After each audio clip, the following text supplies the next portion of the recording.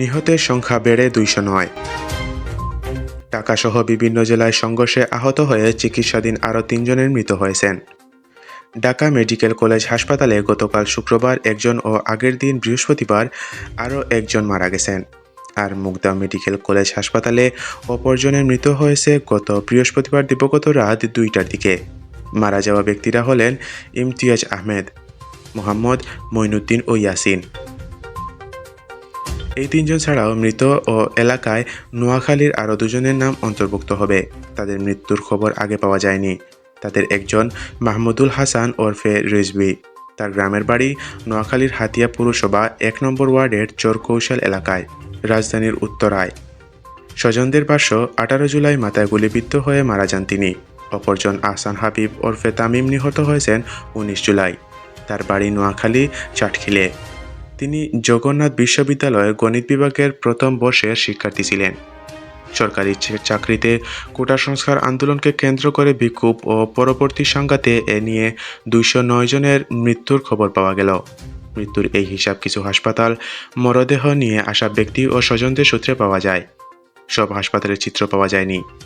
এ পর্যন্ত প্রাপ্ত তথ্য অনুযায়ী 16 জুলাই 6 জন, 18 জুলাই 42 জন, 19 জুলাই 85 জন, 20 জুলাই 38 জন, 21 জুলাই 21 জন, 22 জুলাই 5 জন, 23 জুলাই 3 জন, 24 জুলাই 3 জন, 25 জুলাই 5 জন এবং 26 জুলাই একজনের মৃত্যু হয়েছে।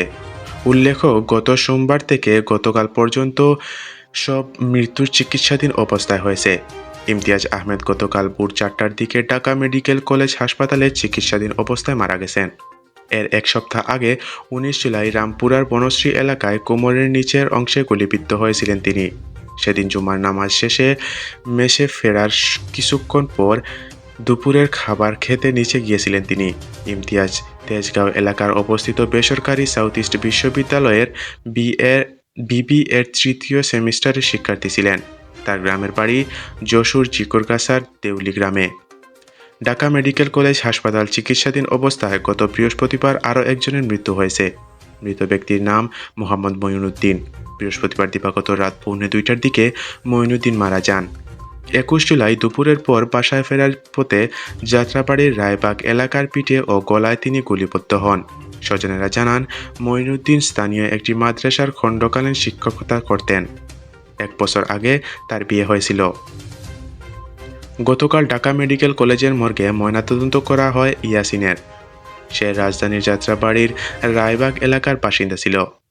21 জুলাই শনির আখড়ায় সংঘর্ষ চলাকালে পেটে গুলিবিদ্ধ হয়। গত বৃহস্পতিবার মুগদা মেডিকেল কলেজ হাসপাতালে মারা যায় বলে জানান নিহতের স্বজন বাবুল হালদার। ইয়াসিন গ্যাস সিলিন্ডারের দোকানে কাজ করত। তার গ্রামের বাড়ি খুলনা রূপসায়।